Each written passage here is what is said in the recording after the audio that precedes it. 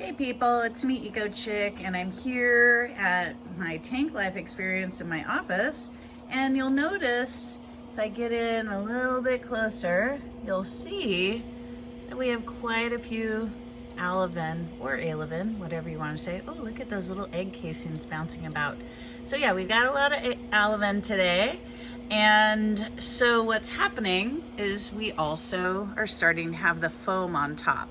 And so I have gone ahead and looked at my pH today. It's still elevated. I'm gonna have to put in more drops. And then this ammonia, I just took the reading a moment ago and I need to wait the 5 minutes to check the result. But when I checked it yesterday with just a couple of Alevin, we were in the 4.0, which is definitely not super great. We want to try to be at 0. That's pretty hard to achieve. 0.50 and really 0.25, somewhere in there is probably where you're going to end up, even if you are taking out some of the water.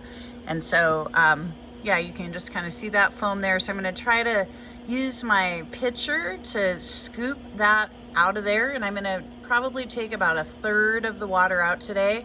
And so I'll just go ahead and set up my camera so you can see how to take the water out of the tank. It's pretty easy. And I have a spare bucket down on the floor that I'll be putting the dirty ammonia water into. Again, this ammonia is building up because our little creatures are not eggs anymore. Some of them are starting to be Alevin, and that means that they are pooping and peeing. I am also going to go ahead, before I take this down any further, I'm going to go ahead and unplug my waterfall filter just so that it doesn't start struggling to run. I will have to put some water back into the reservoir before I plug it back in again, but turning it off for a moment is totally fine. It helps you get into the water more. And then after I'm taking this water out, I'll also be able to get a good look at if I have any cloudy eggs or anything happening with the eggs that I would maybe need to be getting them out of there. When the waterfall is happening on the top of the water, it makes the water look confused to look through, and it's hard to catch some of those cloudy eggs sometimes with that water flow. So I'm, getting down there. As a reminder, my tank is twice as big as the ones that are in the classroom, so I'll be taking out, a similar amount to what you're doing. I just have a bigger scale to work with here. So I'm just going to go ahead and keep doing this for just a moment.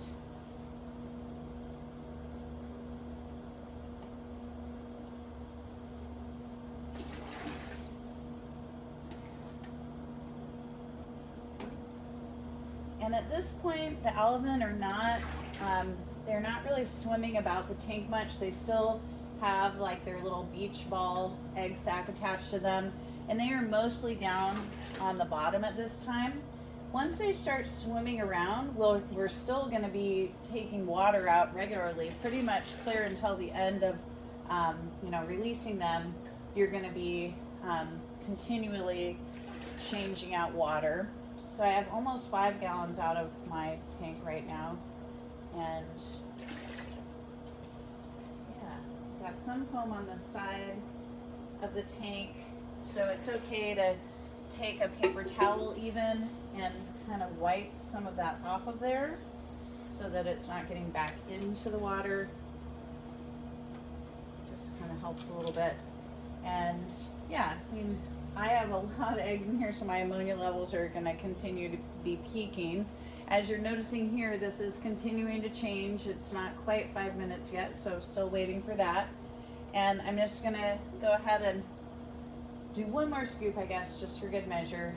And it's probably more like 1/4 of a tank, 1/3 to 1/4 of a tank. I have water ready to go, and so I'm going to go ahead and pour it in. You don't want to pour it right over the top of the eggs. That can really disturb them, so I'm going to actually be pouring it over here, and I'll often pour it right over the top of the recirculation pump so that it starts chilling pretty immediately. So I got my 5 gallons of water. Let me go ahead and dump some of this in.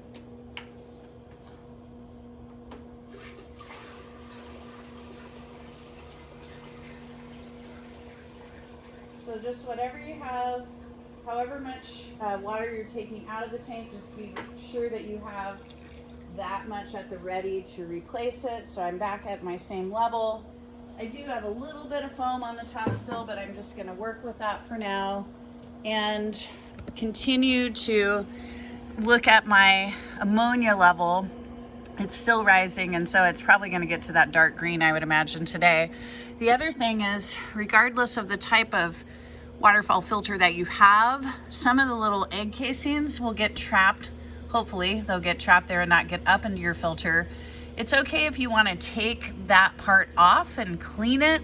It's also not necessary. You don't have to do that.